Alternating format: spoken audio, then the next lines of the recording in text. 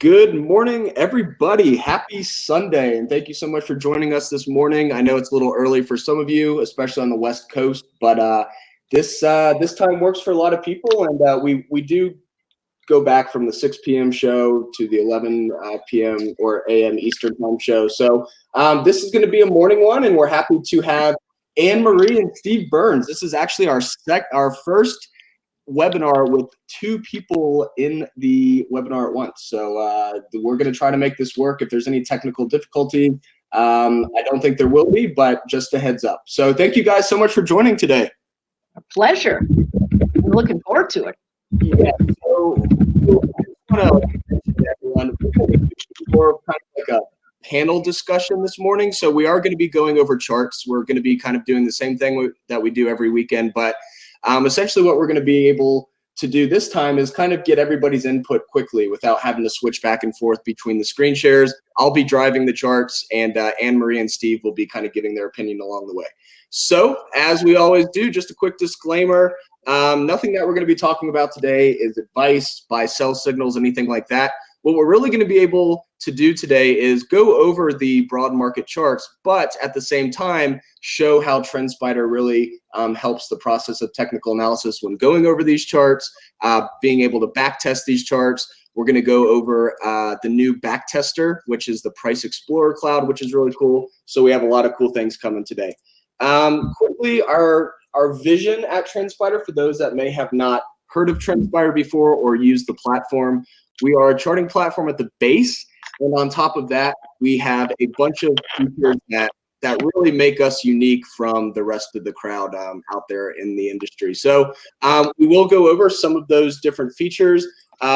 Really, the problems that we're aiming to solve and the reason these features were created were mostly due to a lot of the emotional issues people have with trading, being too biased, being too or impatient, and that's the way that we really kind of blow up our account, is essentially being able to go into a trade without a plan, without some type of strategy. And so what TrendSpider aims to do with a number of different features is really cut down on some of these issues people have that are generally from the individual. It's not a problem elsewhere. It's generally inside the person because they're too emotional. They don't have time to look at the chart all day. That's where timing inefficiencies come in. And so we're aiming to solve a bunch of these common problems in the trading world. The main functionality kind of aims to solve the problems that we just talked about, which is the backtesting engine. This gives you the ability to look up a strategy and say, oh, yeah, that strategy worked great one time, but the other 10 times it was a loser. So you're able to kind of see the whole picture quickly. You're able to let the system draw some of the important areas for you, such as trend lines and fibs, not to replace your technical analysis, but to complement what you're already doing by hand, to give you a secondary perspective or to give you some ideas that you may have not thought of before. Proprietary indicators from industry leaders. We won't be touching on this that much just because anchored VWAP, is something that we go over, but we probably won't be going over it that much in this particular webinar. If someone wants to see an anchored VWAP from somewhere, please let me know. But we will be going over MTFA, multi-time frame analysis, a lot. The alerts, which are really, really nice, especially when you don't have time to look at the screen all day. And then the raindrops. These are probably the most unique thing that we have on TrendSpider. We'll be going over all of these things, so you guys are in good hands. Let me go ahead and get my screen set up here. And we have the S&P 500. And what I want to do here first is go through Anne-Marie and then Steve and just talk about some of the things that you look at on the chart, and then we'll kind of go through and look at the charts. And we'll start with you, Anne-Marie. Thank you again for joining us. I was going to say, if you want to give everybody a quick background on yourself, please feel free, and we'll start kind of talking about the charts. Absolutely. Thank you so much for having me, both of you gentlemen. It's always a joy to get to engage with traders and getting to do this, certainly with a tool like TrendSpider, which is very nice and clean and directional. It's fun to get to do these sorts of things. And so we're taking a look at the SPX. And the reason that I actually am able to be part of this team sharing with you about the markets is that I started, almost a decade and a half ago studying the markets, and I was a very, very bad student of the markets. And so I lost a lot. I just happened to be able to withstand the down draws and the drawdowns of both emotional and physical capital to make it. And that really is one of the things that I like to bring to the forefront when I'm talking to traders is you've got to be able to manage the boundaries for yourself and do all you can to keep yourself in the game long enough to learn it, because there are no barriers to entry and just about anyone can trade as long as they have a little bit of money and access to a trading platform. That barrier to entry is good because it lets everybody come in, and it's bad because it lets everybody come in. And the failure rates for retail traders are really quite high. And the reason is because we don't have that structure. And so for me as a trader, been in a decade and a half, and for folks that have built TrendSpider and folks like Steve Burns that really have dedicated themselves to process and control of process, you really are very fortunate as a retail trader to get to be part of that. So the big key thing is we talk about all these, and we're going to be looking at the back testing, which is really superb, but we look at these things and we see that there are probabilities associated with each outcome. Sometimes it's 7 out of 10, sometimes it's 6 out of 10, sometimes it's 8 out of 10. But as an individual, always fearing a loss, we look at the charts and we go, okay, I don't want this to be my 2 out of 10 where it actually comes in at a loss. And so what that does is make us inconsistent because we choose to engage in certain spaces instead of looking at our protocol and our process that says 1, 2, 3, 4, I must act here if I am to have an expected outcome that looks like those 70 and 80 percentile events. So just sharing a little bit, I have made a lot of mistakes. And so being on the other side of that, I also have been very transparent with my mistakes. And I think that that helps us as traders moving forward. And I learn from each day and each interaction with the market. What was new today? And so if you don't keep a journal, I ask that you consider doing that. It'll help you see what was different today than yesterday and what might I have learned from the exchange. And so when we take a look at the SPX, we can see that there are a lot of similarities from day to day, particularly over the last few months. We really are extremely range bound and we are compressing. Take a look at that moving average, it's flat.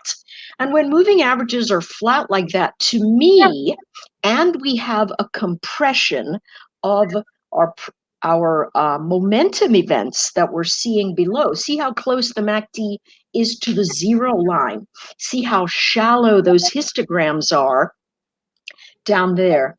The shallow histogram event and those flat-ish moving averages, they tell us that we are looking at ranges that are bound. And so breakouts will give us lower probability expansions. Breakdowns will give us lower probability expansions. And so we have to adapt in that trading space. So that really is the type of format I am looking at when I engage in any of these spaces in the market as I see them. Steve? Yeah. Steve, I see a lot of thinking. the same things as you're seeing, Anne-Marie. We are currently in a range-bound market. Even if you go back, for the last couple of months, we've hovered around the same price levels in SPY. We're currently in a short-term range in SPY. The last 4 days, we've been trading inside of a range by the end of the day. So, this is the kind of market that you have the best risk-reward ratio by buying at oversold levels or on dips. if you can throw a 200-day exponential moving average on the chart, Jake, you can see that that has been the key longer-term support that we've had. We are currently under a positive momentum with the RSI on the strong side of the chart, and we have a MACD bullish crossover showing momentum. And you see that 200-day EMA has been a key zone of the bounce recently. Now, I traditionally use a 200-day simple moving average, but the 200-day EMA has really been a buy zone lately. Oh, yeah. And the risk-reward ratio comes in better when you buy dips in markets that are going sideways like this over several months time period. Another interesting thing on this chart is the 10-day EMA, 50-day EMA crossover signal. Now, that's an end-of-day signal. I backtest that on the SPY chart using the SSO ETF to give it more momentum. You could do a backtest, Jacob. The 10-day EMA crossed up over the 50-day EMA on a daily basis, and then the cross under is the exit strategy on the strategy backtester. That is the most popular moving average crossover that I have seen across all my backtesting across multiple markets. Let's do it after 15 candles and see what the return was. Oh yeah, beautiful. So let's take off the EMA 200. So these are all of the different entries and exits that have occurred over the last, let's say year and a half. Here's our first one. Like you said, Steve, I mean, right on the money, 7% within 15 candles. If you look at where that cross occurred, after the big move, it was a 20% move in about 60 trading days from that cross. So that's pretty incredible. Yeah, and if you do the SSO chart as your signaling chart with the 2 times leverage, it really changes the momentum dynamics. I found the SSO chart for the 1050 EMA crossover signal. And it's incredible on TrendSpider. You can switch to charts like that with the SSO, and you can have your backtesting in place, and it'll instantly backtest that. Yep. Now this is something that I haven't really messed around with, the 10 crossing the 50. So I'll have to mess around with this more. Before we move on, I want to introduce our newest member of the family, if you will. This backtest cloud. So this backtest cloud, I want to just kind of give it, a little bit of an introduction. Essentially, what this is it is a cloud that is showing us what has happened over the last X amount of candles when this cross has happened. So, for example, here, if we look on the strategy tester and we test this out, which we've already done, but this is looking at 34 positions analyzed across the last 8 years of SPY data. So we're taking those 34 positions and we're looking at a number of different metrics, right? So we're looking at the mean change. So if I turn all of these off, you'll see this line right here is the mean change. So what we did was we tested this after 15 candles. So that is the reason why this line is 15 candles long, because that's what we're testing over, the last 34 positions. If we change this to, let's say, what is the return after 30 candles, you'll see here when we test this, this line is going to get longer now. Oh, no, it's not, because I got to make it a little longer. Let me do, let's say, 35. Test, see on chart. So you'll see here, this is something that's really cool. So what we're doing is we just increased the test by 30 candles. So that's why the strategy tester isn't picking up this cross, because we're still testing this cross here. And so you can see this is the mean trade return. So you can see when we first started this entry here, the 10 crossing the 50 to the upside, you can see the price action almost followed that mean trade return perfectly. And then all of a sudden we start to deviate from the mean. So that's what this blue line is. It's just showing you what the average trade return over X amount of days was. And then you can compare that to see, okay, what is the price action doing relative to that average? If we add the next one, this is the median trade return. So this line, this purple line that we have up here, is just your median change over 30 days. The next cloud, if you will, that we have is the 25th and 75th percentile. So you can see here, the price action is very low on the spectrum, meaning that, from the data that we took, this particular entry is on the lower end of the returns. So this particular entry didn't do as well as the average. What the last cloud that we can add is the min max. So you'll see here, this move to the upside right here, and then this move to the downside right here. This was the biggest move to the upside out of those 30 positions. And then this is the biggest move to the downside over those 30 positions. So you can see here, we're actually kind of trading right below that 75th percentile, but we're nowhere near the biggest move down on this entry. So it's a way to visualize a set of conditions that you have, and then being able to overlay those results on the chart to compare and contrast how that current signal is reacting compared to past signals that have happened. So, something, if anybody is into the weather like myself, I've been into the weather for a long time. If you've ever seen a hurricane map, essentially what they do is they show you the hurricane. They show you, okay, they'll do two things. They'll either show you a model of what the hurricane can do moving forward, or it will show you like, okay, the hurricane's in the middle of the Atlantic. The last 15 times hurricanes have been in this exact position, this is what has happened. And so it gives you kind of that model of what can happen. This is not modeling what the price action is going to do. It's just modeling the averages, the probabilities, that type of thing. So that's something that's really new and something that you can utilize on a back test like Steve's here, where the 10 crosses through the 50. If I could quickly interject another wonderful thing that you can do with this backtesting tool that builds this cloud. If you like using options and building iron condors in the space, these edges that build out as price come together, you'll be able to see where those edges might be best served so that you can build high probability iron condors without looking for that delta of 20 or -20. You might be able to get much nicer looking deltas with iron condors that carry a lot more meat, especially if you use a longer range for your expiration. So I love that. That is excellent. Steve, what are your thoughts about that?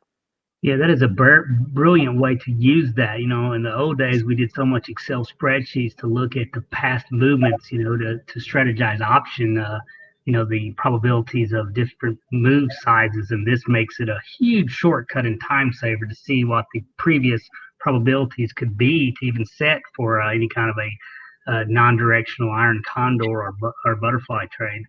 Yep, definitely. And I just want to show everybody how easy it is to switch to another back test. So we just had 10 crossing up through the 50. We can quickly just do, let's do the MACD crossing to the upside. So we've got the MACD fast crossed up through the MACD slow. And let's test that after 15 candles. And voila, we've got it without doing too much on our end. Clicked a couple conditions that are true or false, and all of a sudden we've got our completely new cloud that popped up based on not this cross, which does actually kind of cross over right when the EMA crosses. But what we're looking for here is when this MACD crossed here. So whenever the fast crosses the slow, that's what we were back testing, and you can see over 15 candles. This is the biggest move to the upside over those last 92 positions that were analyzed. This is the biggest move to the downside. So this is what I would call your false signal. This was your biggest confirmation move to the upside. And then this is just kind of your average cloud. So for example, you can see how, the price action is pretty much staying right within that 25th, 75th percentile. So it's kind of staying in what you would expect. And so now you're able to see, okay, if the price all of a sudden jumps up really high and closes through the 75th percentile, then we can go on here and add the min-max cloud and see how well we're doing compared to the best move out there that's happened over the last 92 candles, which was across 12 years of data. So that's something that's really special. One thing that I wanted to mention as well, we did add a ton of new tabular data here. So not only are you going to see the mean trade return, the mean trade return is important, but it's a mean. So you're taking the average over 92 positions. You can get a little bit of noise there. What you don't have noise with is this tabular data telling you the number of wins, the number of losses, the average win rate, the average loss, the net profit, the asset performance over time. So you're able to, find all of these metrics very quickly without having to do that on your own. And you're able to see these metrics visually really nicely on this kind of this plot, if you will, showing you where all of those winners were. So you can see a lot of the winners were within this general area. The bigger winners, there wasn't many big winners, but the ones that were big winners definitely took longer to return. So this is just a way for you to kind of do this without having to go. This is how I used to do it. Let's just put it this way. Let's delete everything. So I don't know about, Anne-Marie and Steve, you guys, how you used to backtest, but I mean, this is literally how I would have to backtest. I'd have to use a drawing tool. I'd say, okay, I think that's the cross. I don't know if that's a real cross or not. And then I'd have to go in and I'd have to zoom in and see if it's actually a real cross or not. When did the cross actually happen? So there's a lot of these tedious things that the system is doing for you that you don't have to do by yourself. And that's something that really is valuable when you're doing a back test on 10 different charts. That could take you hours upon hours if you do it by hand.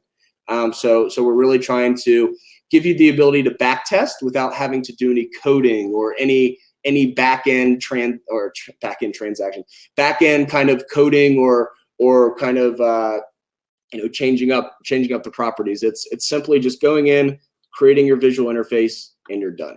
So that's something that's really unique and new over the last couple weeks that we made these additions. I do want to ask both of you guys a question, and let's start with Anne-Marie. Anne-Marie, what do you think about this very interesting kind of long-term downtrend on both the RSI and even the MACD here? We're kind of, this can easily break to the upside, but for right now, it has been interesting to see us hitting these lower highs on the RSI and the MACD over the last, let's say, almost 2 years, a little over a year and a half. Do you think that's something that's significant, or do you think this will kind of eventually just kind of continue up and this longer term downtrend will be kind of erased?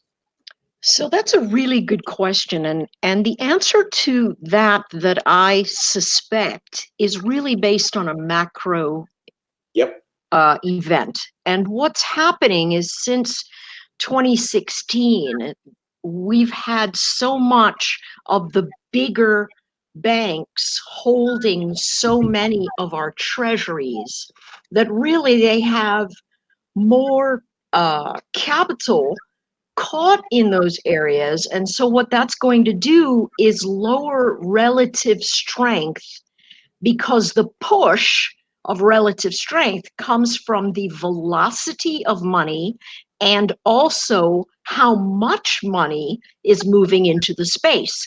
So even over time, as price action moves up, this dip down that we're seeing across the highs, giving us lower highs with relative strength and lower highs on the MACD, it's a measure of overall participation when we measure the velocity of money and then the amount of money going into the markets. And that, whether it rights the ship or not, might be just something for us to think about from an ancillary perspective, because even as it's gone down over the last few years, we're still moving up in price. Now, how the levee breaks, when the levee breaks, we could sit down and pontificate about that forever. What we really have to end up doing is saying, listen, this is actually what's happening. We are getting less participation.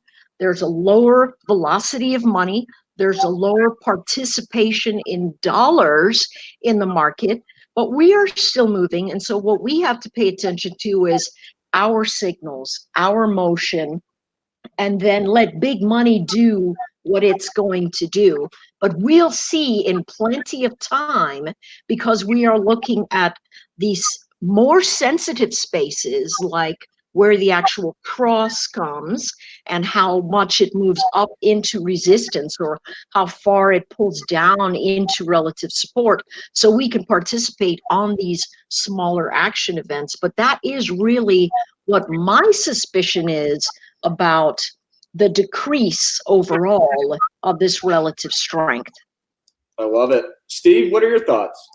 Yeah, I agree completely with Anne-Marie. And I think another indicator, if you look at the volume with this long-term range-bound market that goes back almost a year, even though this year's up nicely, a lot of that was just the give back late last year.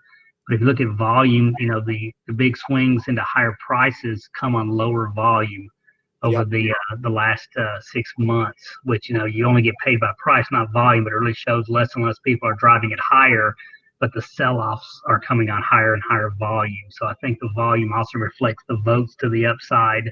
Once they get to a certain level, looks like there's large distribution into highs, and that's what's creating this long-term range. So like Anne-Marie's saying, the velocity of money has slowed, and it's reflected in the volume on the upswings and then the downswings, as we're not really in a long-term trend, even though we do have a lot of good momentum signals currently on the chart.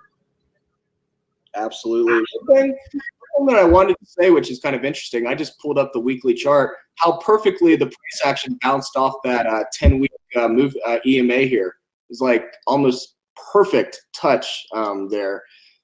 So it'll be interesting to see if we kind of continue to move up here. One thing that I want to mention here on the weekly chart, if we do continue up, which, looks like a decent possibility, this is going to naturally be the area above to watch for resistance, just because it's acted as resistance before. And what's really unique about TrendSpider is the ability to create an alert at a specific price area. So generally, if you're gonna use a different charting platform, you're gonna have an alert that says, alert me when the price gets to 301.80, and that's it.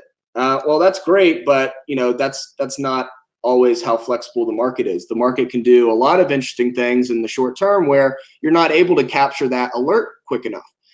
With hours, what you can do is create the alert, but what you're able to do is notice on the weekly chart, there's a lot of instances where we didn't actually get to this exact line. What I did here to create this line was I just connected the wick on this line to the wick of this line. So here, we'll do it again. Here's the top of that line. Here's the top of that candle. Here's the top of this candle. Click and extend. Now, this is a pretty thick line, so it kind of looks like everything's touching, but it actually isn't. And what happens if you're really wanting to know when the price action gets right to that line, but you miss it by 2 cents, or in this case, literally you missed it by like 50 cents.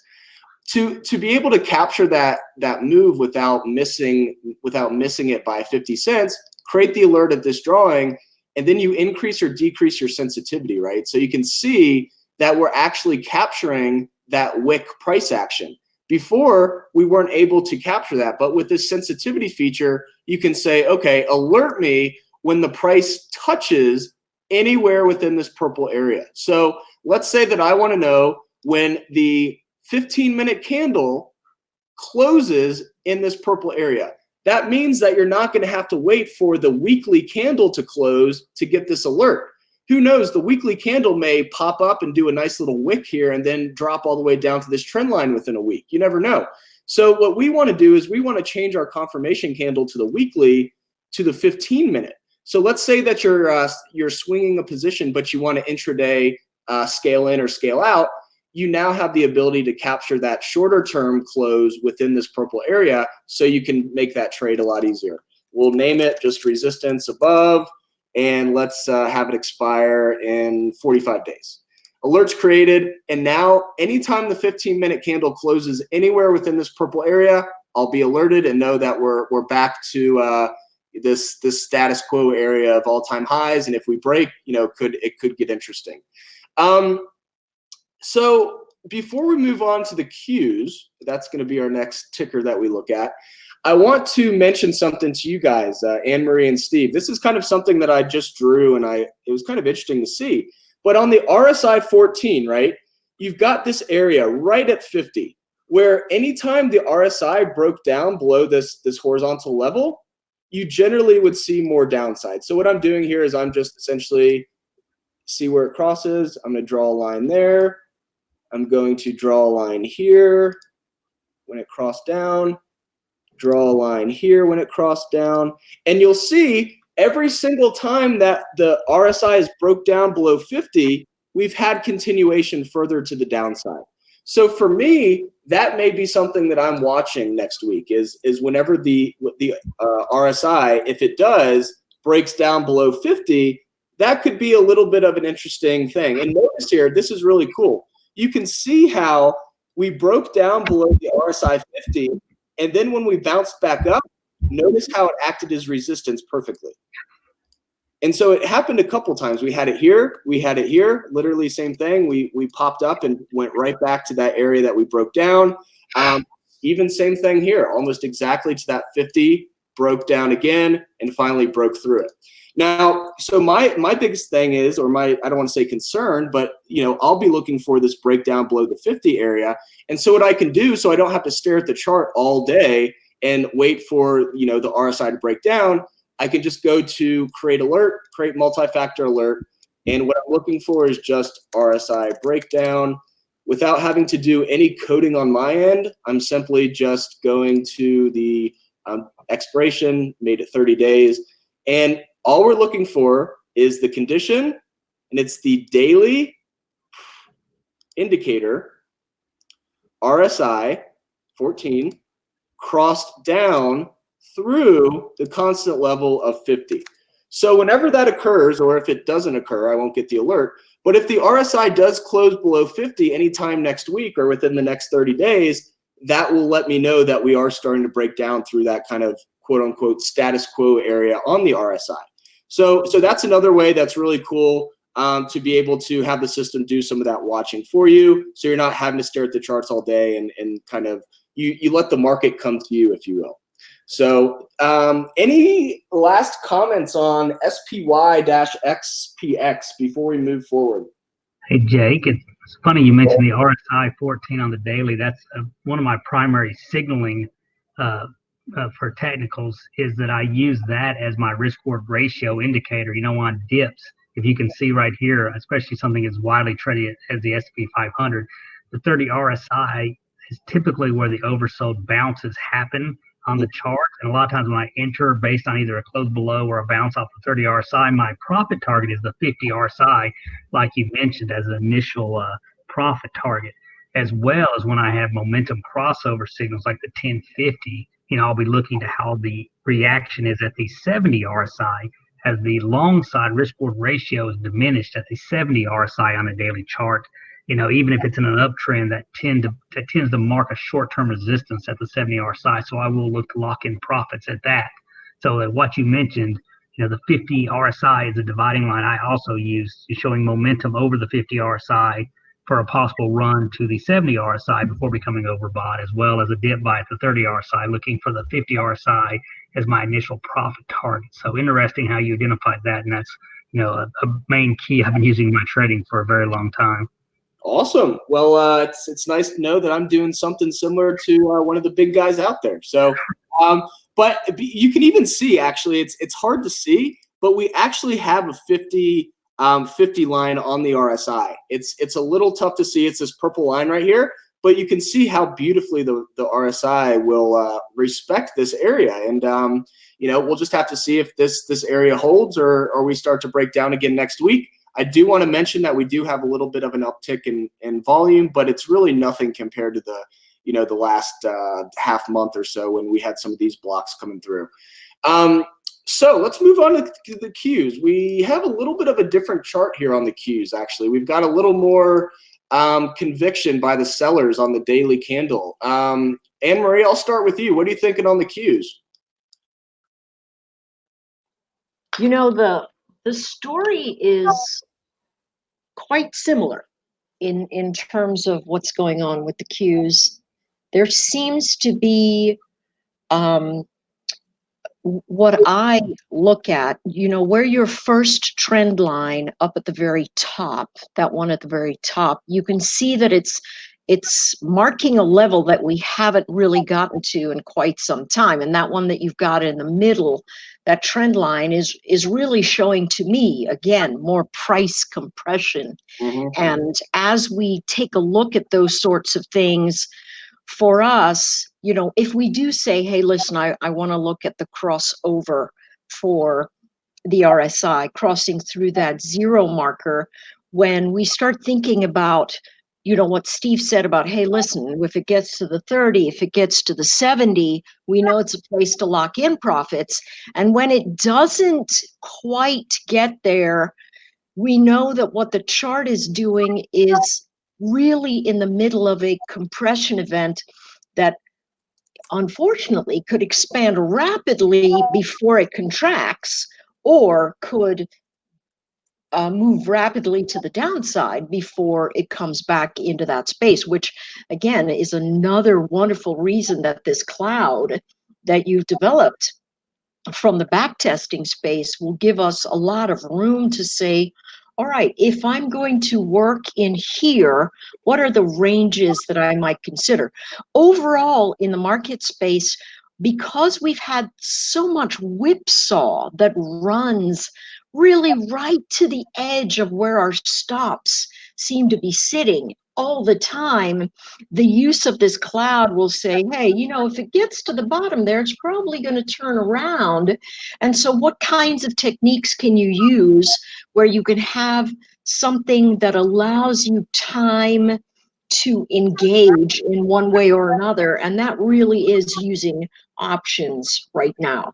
Options are probably the best way to keep you through a time frame that allows a contraction to come back to the midpoint, or an expansion to come back to the midpoint, and really still give you revenue streams. So particularly in these names and in this space, for me, this is how I am looking at the Qs right now because of its movement.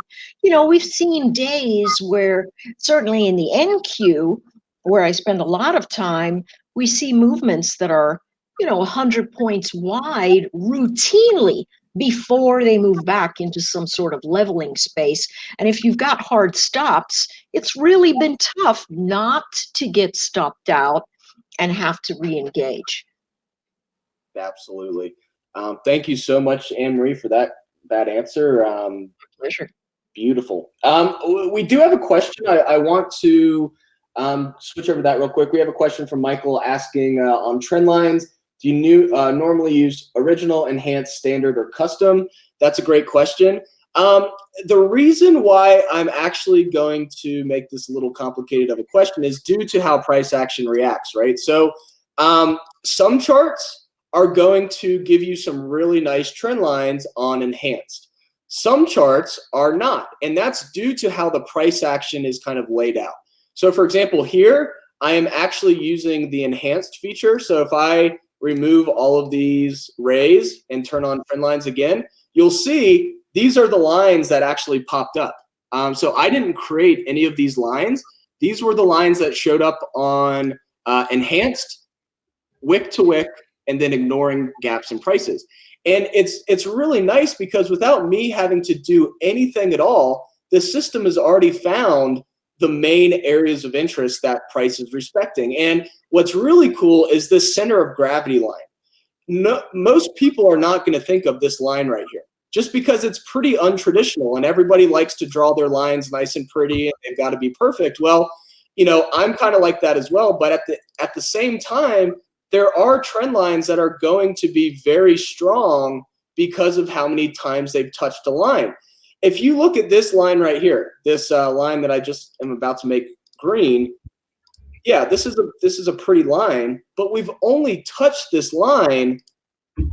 We touched it twice here, barely touched the second candle, and then we've got another line, another price point here that we've touched. That's only 2 points. That's really not that strong of a trend line. Now, sure, the wicks are touching it, so you know the extremes are touching this area. But if you look at something like this instead, this blue line, sure, you're not going to have it exactly perfect, but look at how many times the price has respected this area almost perfectly. You're always going to have a little margin of error, but what this line is, it's almost like a line of best fit, where the price action is constantly mean reverting back and forth between this line. And so it's almost like, like a moving average where price action mean reverts back and forth to the line. And it's very similar to this line. You've got these areas where the price will not respect it completely, but at the end of the day, it does respect it very nicely a lot of the time. And look at how many other times that we've got interaction on this line compared to the bottom line. So my point here is your lines don't always have to be perfect and pretty for them to be significant. The most significant trend lines are going to be the trend lines that have been interacted with the most with price action. So hopefully that answers your question, Michael. But for me personally, I am generally going to be on enhanced, wick to wick, and then ignore. So those are the ones I'm typically using, and I'll be the first one to say if there's a line that I want to add that's not on these particular settings, I can either go to most relevant and go down to more lines and see some other lines that are also within these parameters that I have right here, or I can these are the parameters, and when we go to most relevant, these are the lines that the system is ranking as most relevant. But we also do have other lines that the system is finding based on these properties. They're just not as relevant. And so let's say that we want to double click on that line. It's locked in. We go back to most relevant, and now we've got 4 trend lines. So it's really a way to not replace your trend lines, but kind of complement what you're already doing by hand.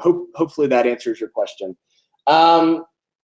Let's continue with Steve. Steve, what are you thinking on the Qs? We got this recent kind of drawdown or pullback here. We've got a little bit of a uptick in volume. We recently did have a cross on the 10-day EMA through the 50. Do you think this is a fake out, or do you think this is just a little pullback before continuing possibly higher? Yeah, I actually took the long. If you can show them the back test on the 10-day EMA crossed up over the 50-day EMA, and then the exit is the 10-day EMA crossed down under the 50-day EMA. Okay. The back test on that's one of the better ones. That 1050 really does a great job across so many charts. In all my back testing, those 2 crossover signals are some of the best. So we do currently have that trend following crossover, as well as the momentum signals and the RSI over the 50 and the MACD bullish cross as well. So we have a lot of momentum and trend signals. The next level of support on the chart is the 200-day EMA. Wow. The 200-day EMA is the same bounce that it had back on the S&P 500. I want to just mention something, Steve, real quick. Look at what just happened when I changed this to, because our entry conditions were the EMA 10 crossed up through the EMA 50. But what I had here first was I had the number of candles. So I said, okay, let me know what the return is after 30 candles. And we'll test that out, see it on the chart. Oh, of course. Let's do after 15 candles. And we'll see it on the chart, and you'll see here, right? This is what the EMA 10 crossing up through the EMA 50 looks like, and this is after 15 candles. But let's take what you just told me is your entry condition is the EMA 10 crossing through the EMA 50, and then your exit condition is not a number of candles passed; it's just the opposite. So we're looking for the EMA 10, same thing. This is the 10 crossed down through the EMA 50, and look at how much this cloud changes over time. So yeah, that's a classic trend following signal that really captures a longer term trend, which is odd that the back testing is not showing the same thing I'm getting on my back testing results. For the daily on the Qs? Yeah, daily EMA 10 close crossed up over the daily EMA 50 close, and then the any of the following EMA 10 crossed down under the 50-day EMA. It shows a huge outperformance performance. Yeah, no, yeah, I can see it too on the chart. I mean, that's what I wanted to show is if you looked at the cloud before we only had a number of days, this trend was much less defined. So you can see when we went down to just alert me after 15 candles, you can see how much different the okay, what am I missing here? Oh, the script. So we test it out, see it on the chart, and then look at how much different the cloud is just with the number of candles. So being able to create that script and saying, okay, well, I want to enter when the EMA crosses up, but I want to exit when the EMA crosses down, not necessarily after an X amount of time. You can see how much different the the cloud looks. You can see that the cloud uptrends a lot more. So this is the old cloud. This is the cloud after 15 days. And then the cloud that we're about to show is when the EMA 50 crosses up, and the exit is when the EMA 10 crosses down through the 50. So we'll go here, test that out, see it on the chart, and then look at how much more defined that uptrend is compared to when we were just looking at an amount of time. So that's something that's really cool as well, is, you know, you don't just have to back test a condition and then what's that return after X amount of candles. You can add take profit, you can add a stop loss, you can add the script. So this is a very flexible system where you're not just, you know, having a couple things you can do with it. There's a lot of ways you can simulate a trade that you may take or you've done in the past. So just wanted to show how different that Price Explorer cloud can be when you do have a script rather than just a number of candles that have passed. But as far as that goes, I mean, if we follow that back test, there's, you know, over time that definitely could continue up. And it's interesting to see how the price action perfectly respected that EMA 10 right there on Friday as well. As well as staying inside of the gap up range of the past 6 trading days. Let's see what the old MACD is showing us. So MACD, and these are kind of the main indicators Steve's using, the 10, the 50, and the RSI and the MACD. And you can see, you know, RSI is starting to break down a little bit. MACD is starting to flatten out a little bit. But as to Anne-Marie's point, this is such a macro kind of focused market where you've got a simple kind of status quo change in the world economy because, you know, a deal's done or something happens. You know, these indicators completely can go out the window in the short term. But over the long term, these will definitely, you know, kind of be a great way to get an idea of what's going on with the market. I still personally am I'm going to be a lot more comfortable when this negative divergence kind of sorts itself out because we technically had it since August. We have not hit new highs in the RSI or the MACD. And so that's, for me, going to be one of the biggest things, you know, to watch for is if this finally does break to the upside.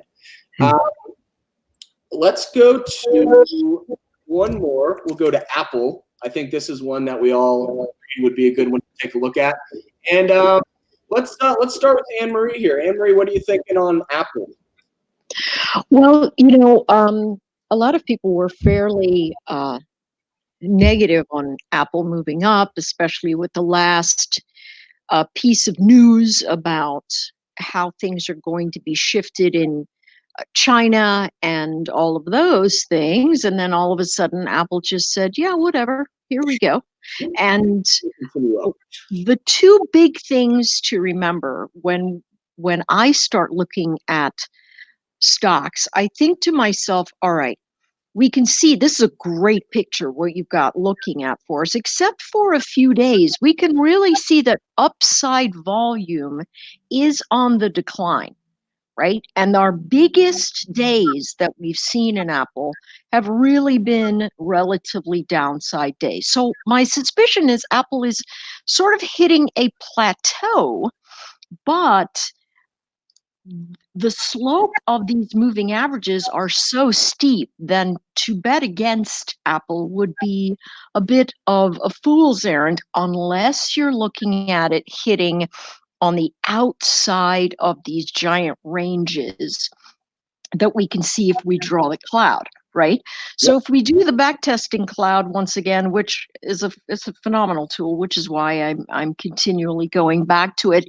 It gives you a sense of the near-term past and how it reflects to the near-term future, which is where we have the highest probability of being correct in terms of our estimations. And we can look at those edges and go, you know what, if it gets well high into these upper edges and really expands away from my moving average, it's probably going to be a reversion to the mean. And I know I don't need to take a breakout event. And indeed, if that RSI does get very high in conjunction with that sort of move, or it doesn't even give you the kind of lift that you think it's going to, you know that that's going to be an area where you'll see that reversion to the mean. And right now you're seeing it, this is perfect. It's right on the outside of the gray part of that cloud, which in a sense is telling us it's very, very likely that price action is going to have a tough time expanding out of that area and not contracting back into the area.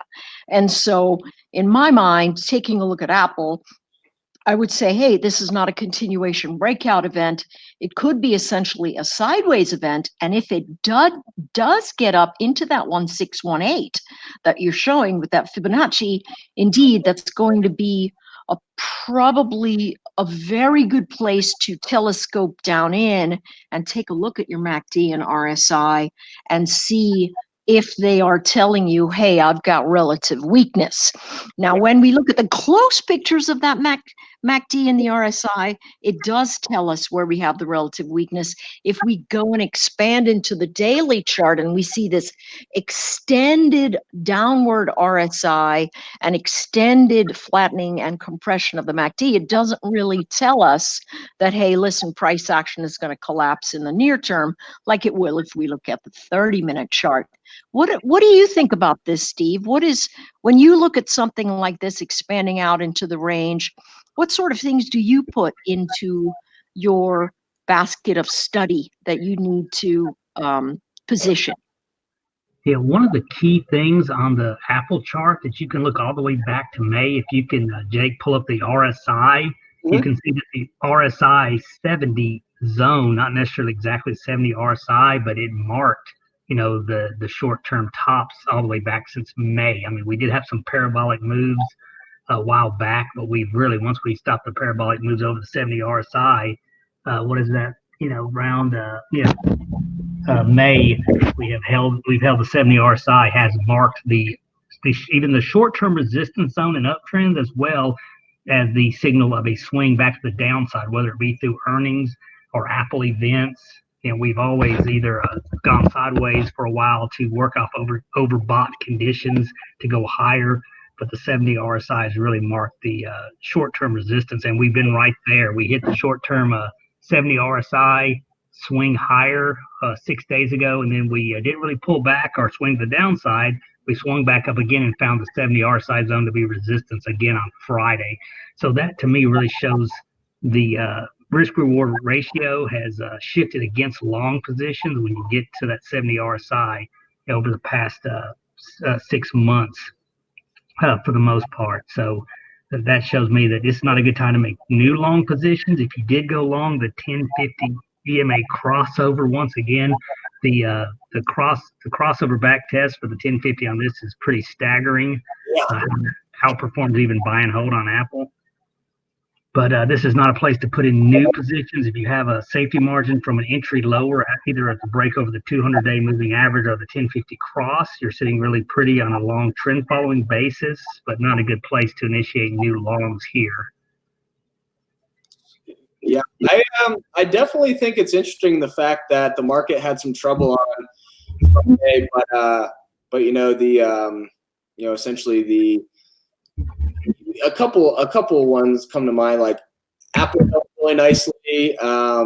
Just in general, being a tech stock, you would have thought that may have sold off, but it definitely has held its own. One thing, and I usually never look at fib levels, but after our webinar last week with Tarek Saab, he's a huge user of and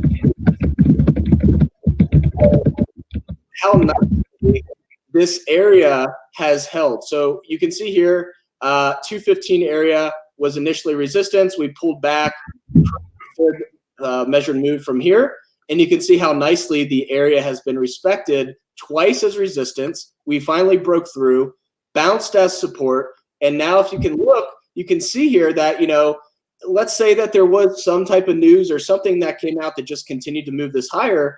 This is generally where naturally you're going to find resistance. There's not a real reason for it.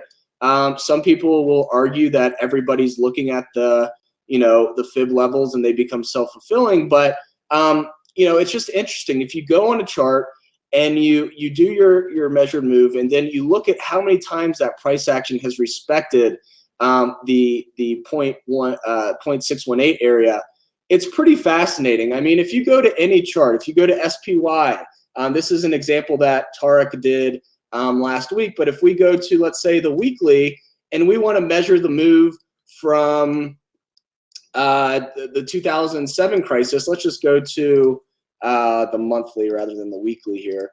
But you'll see how perfectly price action respects these 618 areas.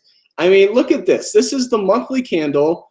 I got to actually show the levels here. So you can see this. I mean, this is what I did. I took the measured move. Let's remove the fibs. I took a measured move from the top of the dot-com bubble to the bottom of the financial crisis. And look at how beautifully the price action has respected the 0.618 extension. Here you've got almost literally for almost a year, just perfect respect for this. And then we go straight up and look at where we found resistance once again. The second 0.618 extension. So these levels are something that I never really looked at until last weekend's webinar, and you'll really find some interesting things with the fibs. So I got a little off topic there, but I just wanted to show you guys how these 0.618 extensions or retracements can be incredibly predictable. Not always, but this is a great example on SPY of just those areas respecting these extensions perfectly. So sorry to get a little off topic there. One thing, we are getting a little close on time, but one thing that I wanted to show you guys on Twitter, this is a really cool case study on Twitter. And let me pull up the weekly here. Remove some of these.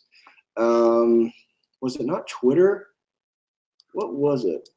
That, oh, of course, now I'm going to forget which one it was. Oh man, that stinks. I can't remember which one that was. There was one really cool example of the price action kind of breaking down, then pulling right back up to the support, previous support, acted as resistance. I will post that on Twitter later today when I find it. So I'm kind of can't believe that I forgot what ticker that was, but that was probably the coolest example of the sensitivity alert working.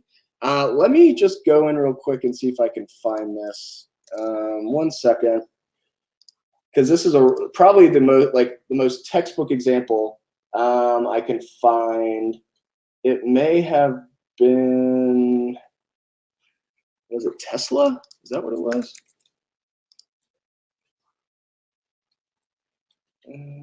No.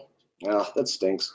Well, I'll find it eventually and post it on Twitter. But it was just a really cool example of previous support acting as resistance, and the wick did not actually hit the trend line. It missed it by like very small amounts. So that was something that was really cool, but I don't think we're going to be able to find it.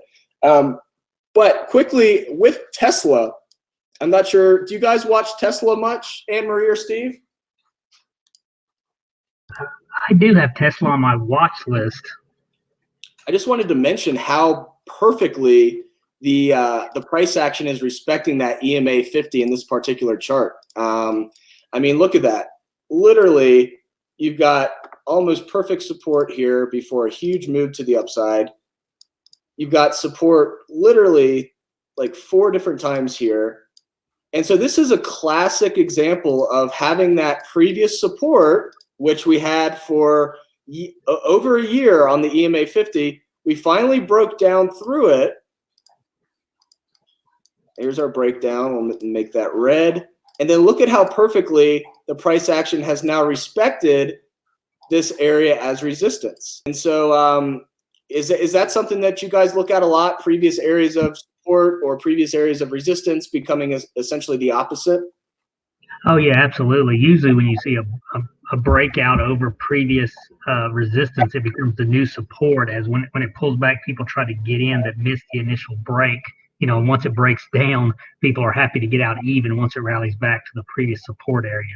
That is something I've seen over the last 20 plus years a lot. No, definitely. And it may have been Netflix. No. But this is another great example of, a complete fake out here. I mean, Netflix, that was probably some of the most volatile action I've seen in a while. I was looking at some of the options contracts. I'm not sure if you guys paid attention to Netflix's options chains, but holy mackerel, Friday was pretty incredible as far as, looking at some of those expirations for Friday. I mean, I think the 278 puts were up 1,100% or something. So it was a pretty crazy week, especially with this big uptick in volume on this candle. Do you guys have any opinions on Netflix? Any thoughts on where it may be headed? Yeah, it's in a lot of danger of disruption with all these other streaming services coming out with Disney and Apple and even AMC, the movie theater chain. I think their 20 plus years of dominating the streaming space is over. So it's, from a fundamental standpoint, it's really dangerous right now that their edge is being diminished daily. Yeah, and for me, sorry, my dog is just extra happy this Sunday. For me, even their the interface for Netflix has not really changed in a long time. And it doesn't seem like they've done a lot to, shine up their shoes, if you will. One thing I want to mention here on the weekly chart, who mentioned this? Tommy. Tommy said more downside, and I'm not going to give an opinion upside or downside because I'm not an advisor or anything like that. But what I want to mention here is, one, look at this. The price action broke down through the EMA 10 here, and then for weeks it traded below it, finally tried to break through it, but notice how the price action did not actually close through that EMA 10. So shows, there's a lot of supply up here to get rid of shares. And so if we did continue down into next week, which, that's quite a big volume spike. If we look at the previous volume spikes, you can see this one here. So we had this volume spike here. Let me not extend this. You'll see, look at this volume spike. There was plenty of more downside to go. This is a little different because we were starting near the top. Here we're starting kind of at the bottom of a move, but still, this big a volume is definitely a status quo changer. Somebody wanted to get rid of Netflix last week. And so if we did continue down like this previous big spike in volume, naturally this area below, which has been respected quite a few times around 230, is going to be my area that I want to be alerted at if the price does continue to break down next week. So I'll go in, create my 15-minute alert. We'll do previous support, have it expire in, let's say, 45 days, since we are looking at a weekly candle. And, I don't technically have to look at this chart anymore because let's say that I want to buy Netflix at 236. This is a great example of letting the market come to me, not letting my emotions get involved. Oh, Netflix was just at 315 after hours last week. It's got to go up. Well, we've identified a pretty strong area of support here. If you really want to let the market come to you, you set an alert down here and you let the price action move down. If the price action doesn't move down, then you look at another trade to take and, no hard feelings. But, when you let the market come to you and you let these conditions materialize rather than, just jumping the gun and saying, hey, I'm bored, I haven't made a trade in a day, I really want to just press the buy button, it really doesn't work that well. but letting these conditions come to you, letting the price action drop down to an area that has acted as really hard support in the past, that's something that really allows you to stick within your plan and really kind of stick within a strategy without having to let emotions come in the way. So we have kind of gone over in time, so I do probably want to cut it here, and I do want to give last couple words to Steve and Anne-Marie if they have anything else to add. Yeah, Anne-Marie had to step out, but So Anne-Marie did have to leave. She did have an event this morning, so it is just Steve and I now. So Steve, any last words for you? But I would say, just for the people listening, even if you have a narrative like, my watch list is a lot of times, but on fundamentals and stocks that dominate their sectors are things that are dying, like Netflix could be in danger, but you still have to let the price action guide your actual trading, regardless of your narrative. You can use fundamentals and opinions to build your watch list, but you have to trade the actual price action going on. And what I like about TrendSpider so much is it's consolidated. I used to have to go to a charting platform, then go to a backtesting platform, and then maybe even use Excel spreadsheets for different things. And now I can do all of that on TrendSpider. So that's one of the great uses of TrendSpider, with alert options and the probabilities and the like Jake said, the multiple strategies you can backtest without having to code. I mean, coding in Python even.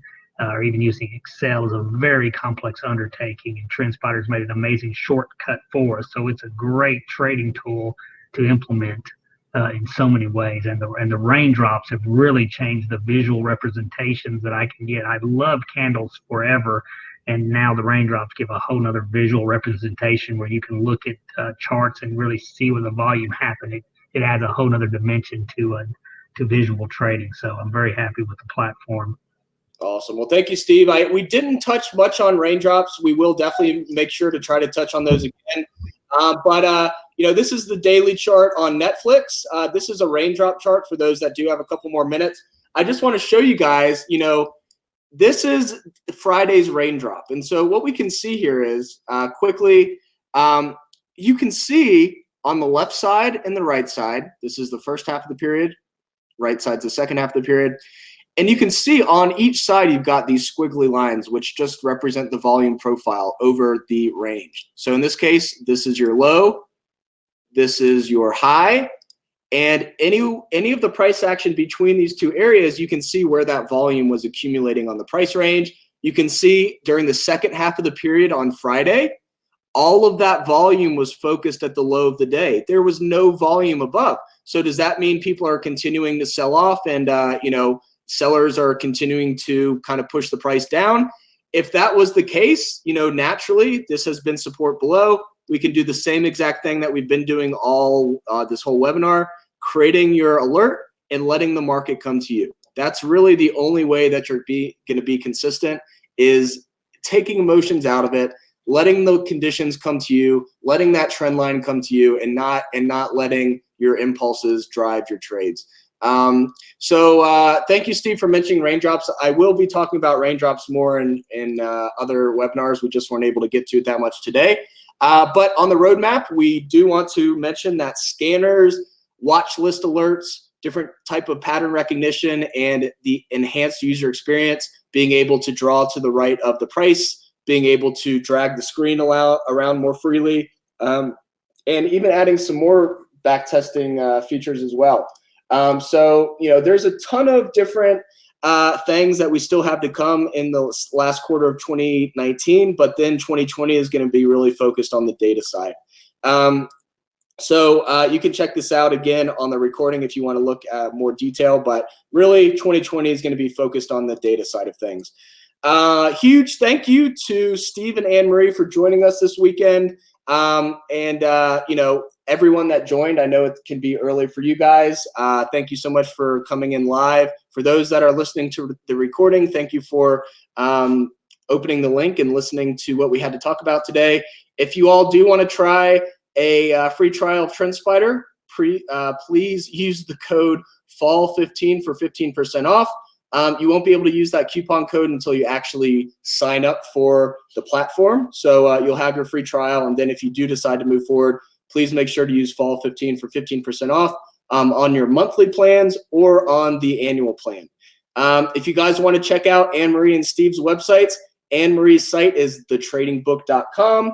Steve's site is newtraderu.com, and they both have a ton of content they're constantly posting and a lot of good information to check out there. So Steve, once again, thank you so much for joining, and I'm sure this will not be the last time we have you on our webinar this year. Thanks, Jake, for having me.